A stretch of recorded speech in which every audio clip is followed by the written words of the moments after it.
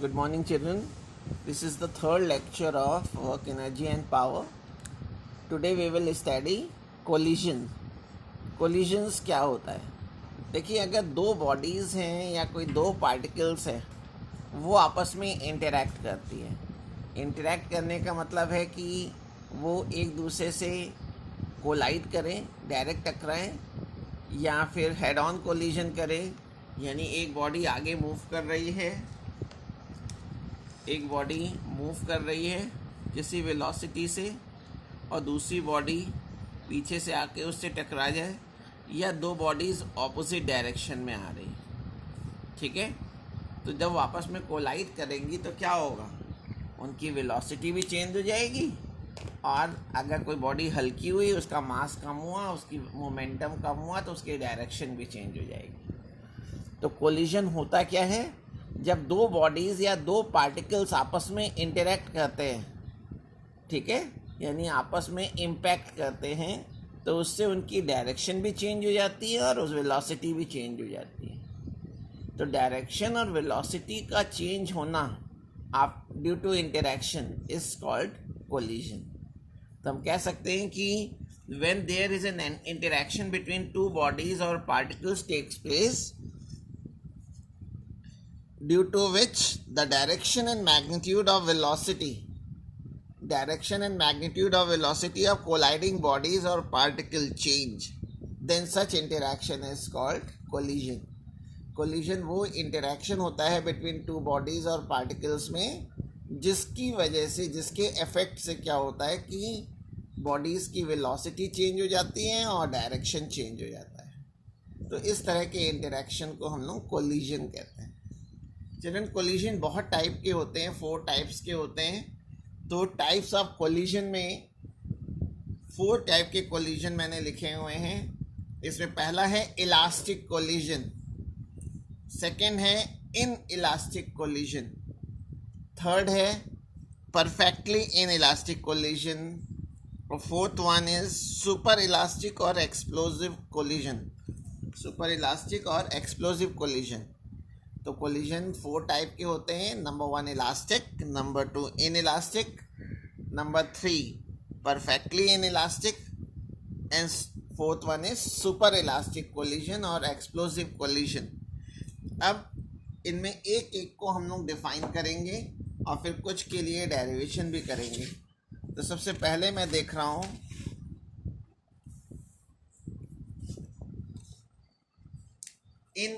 सबसे पहले नंबर 1 था इलास्टिक कोलिजन।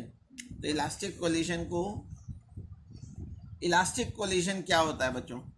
इलास्टिक कोलिजन में क्या होगा कि जब दो बॉडीज आपस में इंटरैक्ट करेंगी तो उसकी काइनेटिक एनर्जी और मोमेंटम पूरे सिस्टम का कंजर्व रहेगा। ना तो काइनेटिक एनर्जी लॉस होगी, ना पोटेंशियल एनर्जी लॉस होगी, ना ही मोमेंटम लॉस होगा। यानी अगर आप किसी बॉडी को, आप सपोज कीजिए किसी हाइट से ड्रॉप कर रहे हैं, ठीक है, फर्स्ट फ्लोर पे आप खड़े हो गए और वहाँ से आपने किसी बॉल को फेंका और बॉल फिर उसी हाइट पे वापस आ गई है, सेम हाइट तक वापस आ गई है, तो इसका मतलब है कि उसकी एनर्जी में लॉस नहीं हुआ है। तो उस तरह का जब कोलिजन होगा वो इलास्टिक कोलिजन कहलाएगा किसी बॉडी का। ठीक है, तो इलास्टिक कोलिजन में काइनेटिक एनर्जी में कुछ भी लॉस नहीं होता। ठीक है, तो डिफाइन करेंगे कि if both kinetic energy and momentum of a system remains constant, या remains conserved, then such collision is called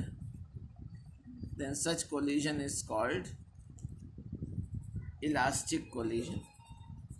Elastic collision is that collision in which there is no loss of kinetic energy and momentum takes place. Elastic collision. अब इसके example में अगर हम लिखें, the collision between two glass ball, the collision between two glass ball. अगर आप glass की ball ले लें, मार्बल्स ले लें, और वो जब आपस में टकराते हैं तो उसमें काइनेटिक एनर्जी कुछ भी लॉस नहीं होती। अब इलास्टिक कोलिजन की कुछ कैरेक्टरिस्टिक्स होती हैं बच्चों। दो कैरेक्टरिस्टिक तो हम लोगों ने डेफिनेशन में ही लिख दी, इसकी क्या कैरेक्टरिस्टिक्स है। कैरेक्टरिस्टिक्स बहुत शॉर्ट में मैं लिख रहा हूँ। पहली चीज़, kinetic energy is conserved. Kinetic energy conserve रहेगी हमेशा इलास्टिक कोलिजन में। Number 2, momentum is conserved. ये दोनों पॉइंट तो डेफिनेशन में ही आ गए। Momentum is conserved. Third, total energy हमेशा कंजर्व रहेगी। Total energy is conserved. Total energy is also conserved. And fourth one, इस इलास्टिक कोलिजन में जो फोर्सेस इन्वॉल्व होंगे उनका नेचर कंजर्वेटिव होगा। Forces involve in such collision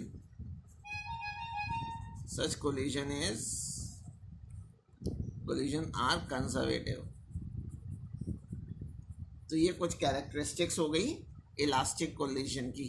तो एक बार फिर से मैं बोल दूं, elastic collision is that collision in which during interaction there is no loss of kinetic energy and momentum takes place.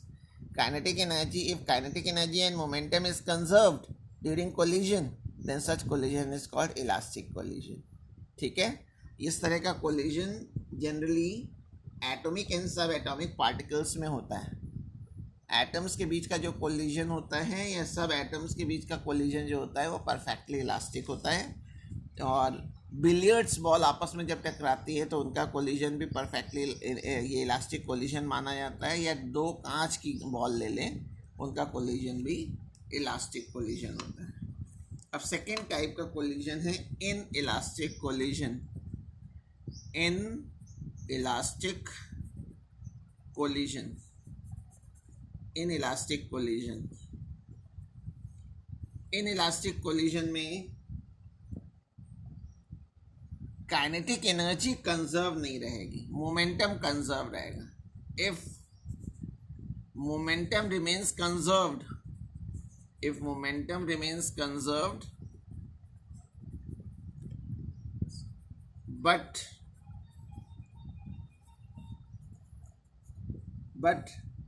kinetic energy is not conserved,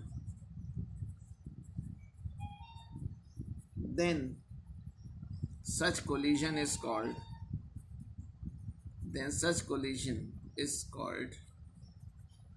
inelastic collision। inelastic collision, तो inelastic collision है बच्चों कि system की जो है kinetic energy conserve नहीं होगी, यानी काइनेटिक एनर्जी जरूर लॉस होगी। और जो ये लॉस होगी वो हीट के फॉर्म में हो सकती है, साउंड के फॉर्म में हो सकती है, किसी भी डिफरेंट फॉर्म्स में वो काइनेटिक एनर्जी लॉस करेगा, लेकिन ये मोमेंटम हमेशा कंजर्व रहेगा। अब इसका भी एक एग्जाम्पल देख लें।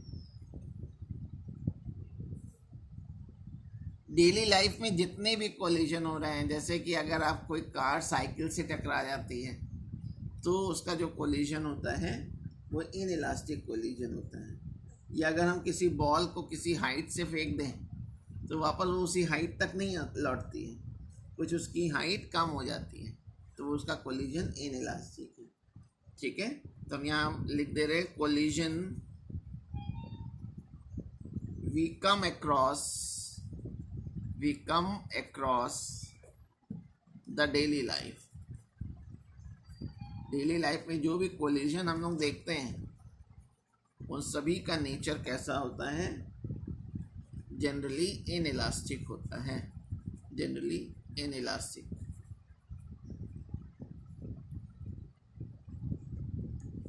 Inelastic collision. अब जैसे हम लोगों ने इलास्टिक कोलिजन की कैरेक्टरिस्टिक्स पढ़ी थी अब इन इलास्टिक कोलिजन की कैरेक्टरिस्टिक्स तुम्हें इतना पढ़ना तो characteristics of in elastic collision.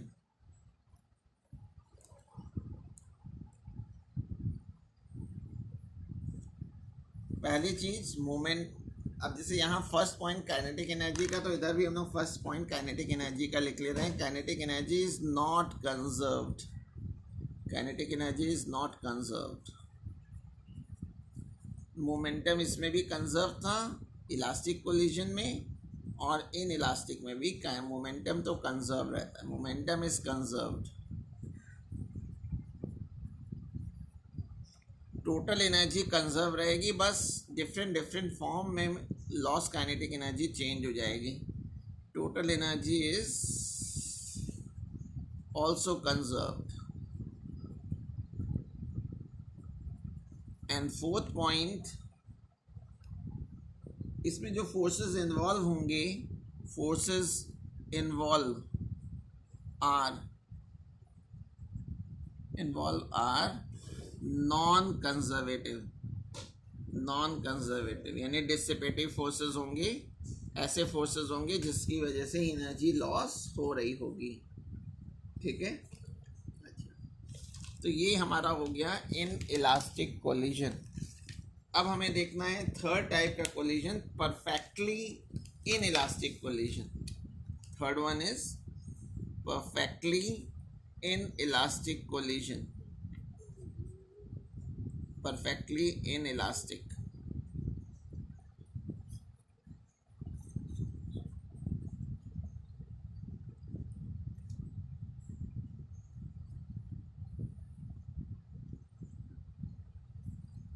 Perfectly inelastic collision। अगर दो बॉडीज आपस में कोलाइड करती हैं और कोलिजन के बाद ये आपस में स्टिक कर जाती हैं, दो बॉडीज आपस में कोलाइड करी और आपस में चिपक जाती हैं और फिर वो अलग नहीं होती, आगे जब भी वो मूव करेंगी तो दोनों बॉडीज एक साथ मूव करेंगी, तब उस तरह के कोलिजन को हम लोग परफेक्टली इन इलास्टिक कोलिजन कहते हैं। ठीक है, तो इन इलास्टिक कोलिजन क्या होगा? परफेक्टली इन इलास्टिक कोलिजन में the collision in which the two bodies after collision stick together. ठीक है, and then moves as one body, and then move as one body with common velocity. जैसे मैं diagram बनाऊं कि दो bodies हैं, ये दो बॉडीज हैं, इसका मास m1 है, इसका मास m2 है।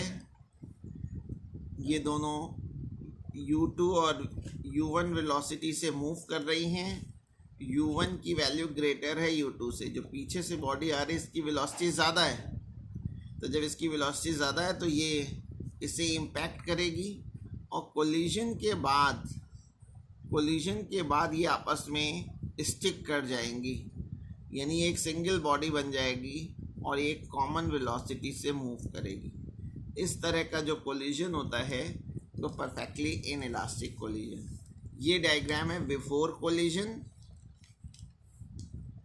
कोलिजन और आफ्टर कोलिजन क्या होगा परफेक्टली इन इलास्टिक में, कि दोनों बॉडीज एक कॉमन वेलोसिटी से मूव करेंगी।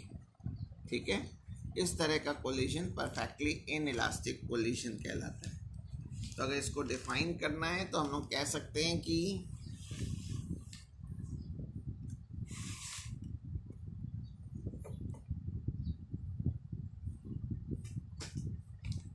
The collision, perfectly inelastic collision की डेफिनेशन लिख रहा हूं।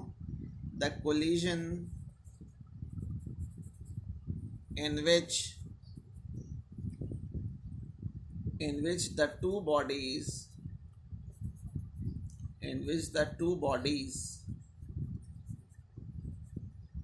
after collision क्या होगा, ये स्टिक कर जाएंगे। After collision stick together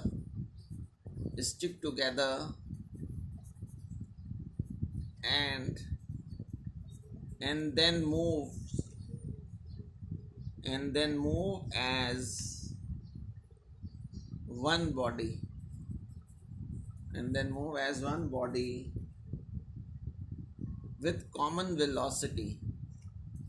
With common velocity is called perfectly inelastic collision. Perfectly inelastic collision.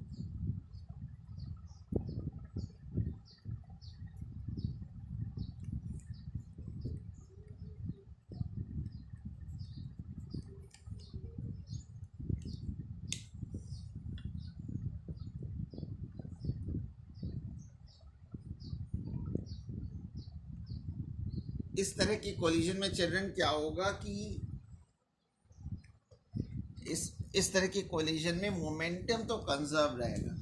Momentum सभी कोलिजन में कंजर्व रहता है, बस इसमें जो काइनेटिक एनर्जी का जो लॉस होगा वो मैक्सिमम लॉस होगा. तो ये याद रखेंगे कि मोमेंटम इज कंजर्व्ड, यानी ये इसकी कैरेक्टरिस्टिक्स में आ जाएगा. मोमेंटम इज कंजर्व्ड और जो लॉस ऑफ काइनेटिक एनर्जी होगा वो मैक्सिमम होगा. Loss in kinetic energy is maximum. ठीक है. और इसके एग्जाम्पल में अगर आप चाहें तो लिख सकते हैं कि अगर कोई बुलेट है, एक वुडन ब्लॉक रखा हुआ है, एक लकड़ी का ब्लॉक रखा हुआ है, और कोई बुलेट अगर उससे स्ट्राइक करती है तो बुलेट वुडन ब्लॉक को पेनिट्रेट कर जाएगी और उसको एक कंबाइंड सिस्टम की तरह वो मूव करेगी. तो मैं इसको एग्जाम्पल में लिख दे रहा हूँ. व्हेन ए बुलेट या when a moving bullet hits the stationary wooden block,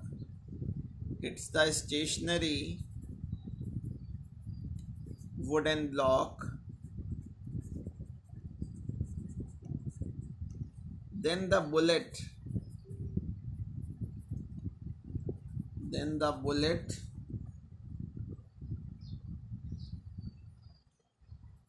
उसमें धंस जाएगी, gets embedded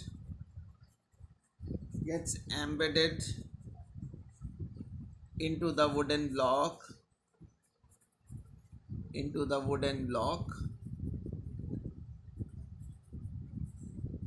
and then moves as one body having common velocity.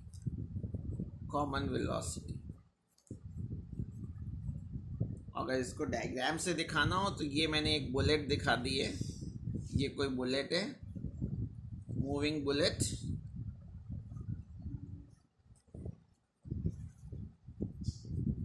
और यहाँ कोई स्टेशनरी वुडन ब्लॉक रखा हुआ है. वुडन ब्लॉक स्टेशनरी है, और जब ये इससे स्ट्राइक करेगी तो क्या होगा?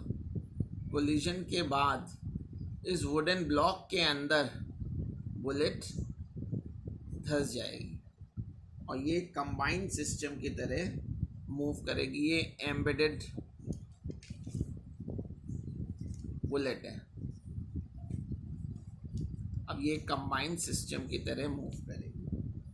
ये जो डायग्राम बना हुआ है ये बिफोर कोलिजन और आफ्टर कोलिजन का ये डायग्राम. After collision. तो ये चिल्ड्रन थर्ड टाइप का कोलिजन हो गया. थर्ड टाइप का कोलिजन क्या था? Perfectly inelastic collision. ठीक है.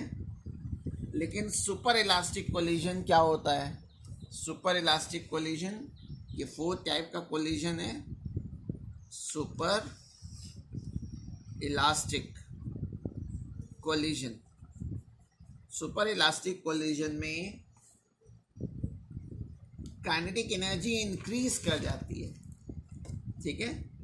अच्छा, तो इसको अगर जैसे थर्ड वाले में काइनेटिक एनर्जी लॉस हो रही थी और मैक्सिमम लॉस हो रही थी, लेकिन इसमें काइनेटिक एनर्जी लॉस नहीं होगी, काइनेटिक एनर्जी इंक्रीज होगी. इसका मतलब ये हुआ कि कहीं ना कहीं से कोई पोटेंशियल एनर्जी लॉस हुई होगी और जितनी पोटेंशियल एनर्जी लॉस हुई होगी वो काइनेटिक एनर्जी में चेंज हो गई होगी। तो ये इस तरह के कोलिजन में इट इज़ द कोलिजन, मैं लिख सकता हूँ कि इसमें काइनेटिक एनर्जी इंक्रीज करती है। It is the collision in which there is increase in kinetic energy, there is an increase in kinetic energy, ठीक है, काइनेटिक एनर्जी इंक्रीज कर जाती है। और ये होता कब है? It occurs when there is a release, या देयर इज ए लॉस भी लिख सकते हैं। There is a release of potential energy, release भी लिख सकते हैं आप, लॉस भी, loss of potential energy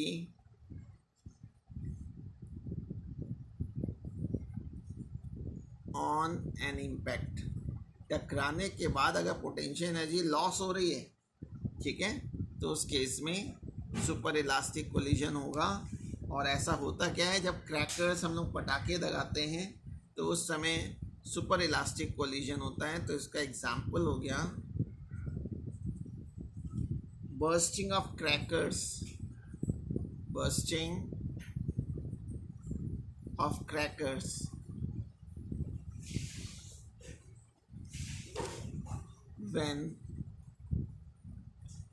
when it hit the floor forcefully।